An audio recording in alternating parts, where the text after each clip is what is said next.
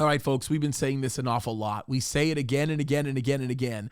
We don't know what the actual steps are, but we certainly know what the end game is. We talk about the end game all the time because the Bible warns us about the end game. The Bible makes it clear what's going to happen in the end game, and there are certain steps as the end begins that we are able to identify because we know how it's going to end.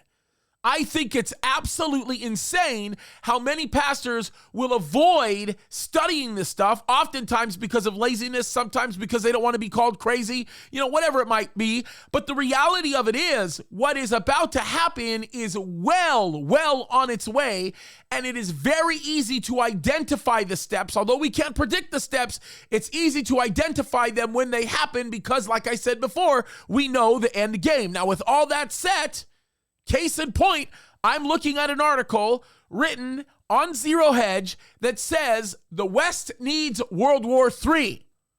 No joke, folks. I don't know if you know who Martin Armstrong is, but he is a very famous financial and political cycle analyst. He actually thinks that the New World Order's so-called Great Reset, and it's not so-called, that's what they call it, the Great Reset, plan for humanity now needs war to try and make it work. I'm reading that directly off of Zero Hedge. And some of the things that he brings up mimics exactly many of the things that we have been talking about. And it is unbelievable. Here's one of the points that he brings up.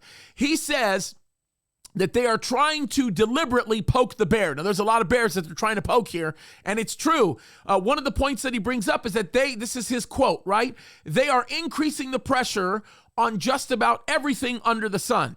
The West needs World War III. They just need it. The real problem here is that they want to negative interest, or they went to negative interest rates in 2014 in Europe, and they have been unable to stimulate the economy. And we went on to talk about some other things. Some of that stuff is over the head of a lot of people, and it gets kind of boring. But he's right. He's totally right.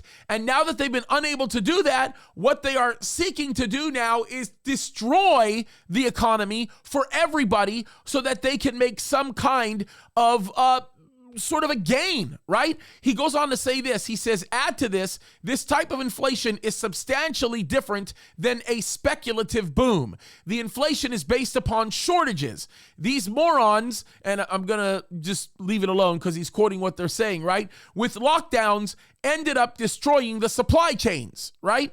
And it's true. He's absolutely right. And he's also saying that everybody's increasing their hoarding. There's a lot of people prepping, and they should in some cases. I think it's absolutely appropriate.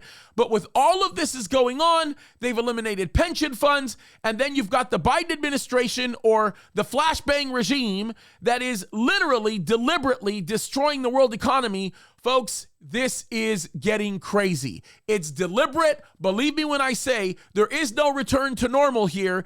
And unfortunately, this is the exact direction that we are headed in. We've said it. We say this is the kind of thing that we knew would have to happen. We knew it would have to happen in order to get to the economy of Revelation 13. We've been warning people to prepare, especially spiritually. That's the most important place to prepare. And I'm just telling you guys right now, things are not going to get better. They're going to get worse. But we know that Jesus is coming for us sooner than later. So there's we can find our peace and joy in. But folks, hold on. It's going to be a bumpy ride. Keep your eyes on him because he's coming soon. God bless you guys.